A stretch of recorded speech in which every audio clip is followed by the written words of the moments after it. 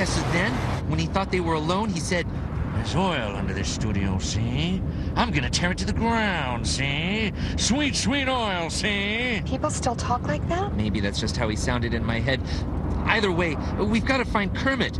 He'll know what to do. Welcome back to Follow the Money. The Muppets are back and being terrorized by an evil oil executive in their new movie. Liberal Hollywood depicting a successful businessman as evil. That's not new. Joining me now, Dan Gaynor from the Media Research Center. Dan, let's point this out. This oil Muppet, evil man that he is called Tex Richman. Go ahead, sir. Yeah, it's amazing how far the left will go just to stoop to manipulate your kids to convince them, give the anti-corporate message.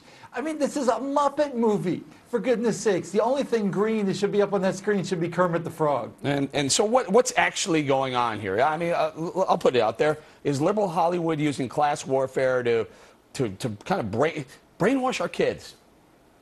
Yeah, absolutely. And they've been doing it for decades. I mean, Hollywood, the left, the media, they hate the oil industry. They hate corporate America.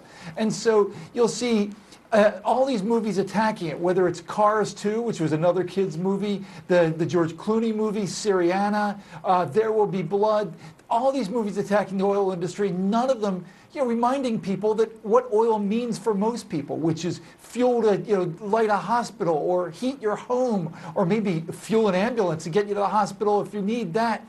They don't want to tell that story. Dan, is there any Occupy Wall Street Muppets? There should be. I mean, this is what they're teaching our kids. You wonder why we've got a bunch of Occupy Wall Street people walking around all around the country. They've been indoctrinated literally for years by this kind of stuff, whether it was Captain Planet or Nickelodeon's Big Green Help or The Day After Tomorrow, the Al Gore influenced movie. All of that is what they're teaching, is that corporations are bad, oil industry is bad.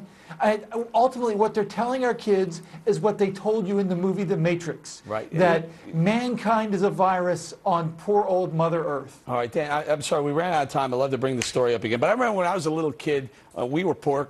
We were dead broke, in fact. And my parents would see someone wealthy driving by and be like, "See that guy? He started a business. He worked hard. You can be like that someday." Not pointing the finger at Tex Richman and saying he's a bad guy.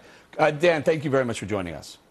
Thanks very much, Eric. All right, Carolyn Heldman is back along with one of my fantastic co-hosts on The Five, Andrea Tantaros. By the way, Andrea, the only good number on Sesame Street is clearly 5. Yes.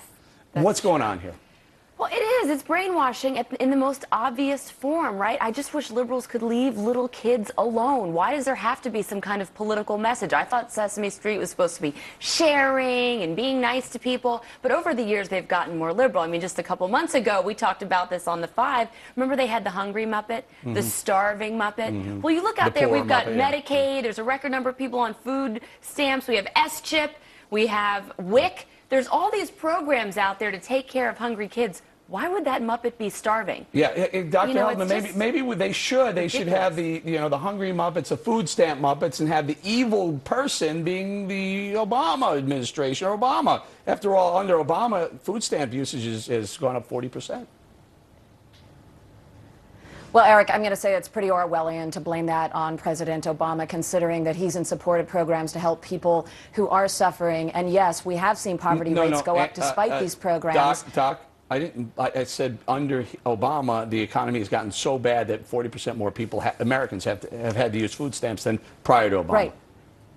Right, and I'm bringing up that you seem to be insinuating or blaming President Obama for that when Wall Street and the liquidity crisis caused our economic recession. And I think it's a shame, you call it brainwashing, but I call this education. It's a shame they couldn't have put up, a financial services sector tycoon who caused this problem in the first place. But I guess, you'll settle for oil tycoons who are experiencing historic profits and killed 11 people with Deepwater Horizon. Hold on, why do the kids have to be exposed to this? I know, because liberals they don't care. They want to get them at the youngest age. Remember, we've heard this before. You've got to indoctrinate the children at a young age. How about if you want to make it fair, Professor? If you want to make it fair, why not have a Barney Frank Muppet? Although Barney Frank looks like a Muppet anyway, so that wouldn't even be much of a stretch. Look, I think green energy, great. We should have an all of the above message. That would be fair if they wanted to do that.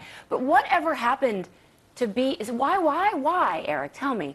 Why being rich is such a bad thing? Why being successful is such a bad thing? Tex Richmond, the Muppet's name is, that's the American dream, is to work hard and be successful. That would be a better story to teach our kids. And the reality is, there is, as you know better than anybody, no competitive source on the market besides crude at this point. All right, there isn't. Go ahead, Doc. Not the crude oil combo. I want to know why rich has to be evil. Why is rich bad all of a sudden in today's society? And why are we teaching that to our kids? Is being profitable and successful bad? It's not the profit and the success, it's the way in which you get there. And when Deepwater Horizon kills 11 people, and you have BP making now historic profits, and you see a sector that is price gouging during an economic recession, I think it is perfectly fine to educate children and say that's pretty villainous. Why I would is actually drilling use that for as a tale oil as a how you criminal shouldn't get thing? there.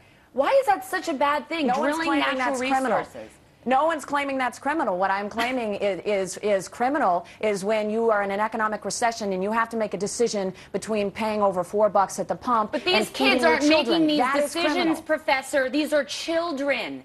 So Why we should not wait keep till them in they the get dark? older and Hey, teach them marketer- important lessons like working Andrea- hard instead of coveting what other people have? Andrea, marketers have access to children. In fact, McDonald's has about 7 different ways in which children pressure their parents. If marketers have access to our children, why shouldn't we be telling them about the truth of the corporation? Because in one hand you're talking about a Happy Meal with a toy, and the other hand you're talking about a huge ideological sea change in what we're teaching our kids. Class warfare. We're teaching our kids class warfare. Where are we? Communist China? The 7 deadly Eric, sins is what we're when should we teaching start them. What telling them about the truth? sloth? What about lust? What about all those other things? Sloth. It's not just Sloth. greed. That's a character in one of those other movies, isn't it? That's a good Sloth. point, No, that's Andrea. the That's a great Occupy Wall point. Street. We have to leave it there, Andrea. Thank you so much. Carolyn's going to stick around. Coming up, why one Santa school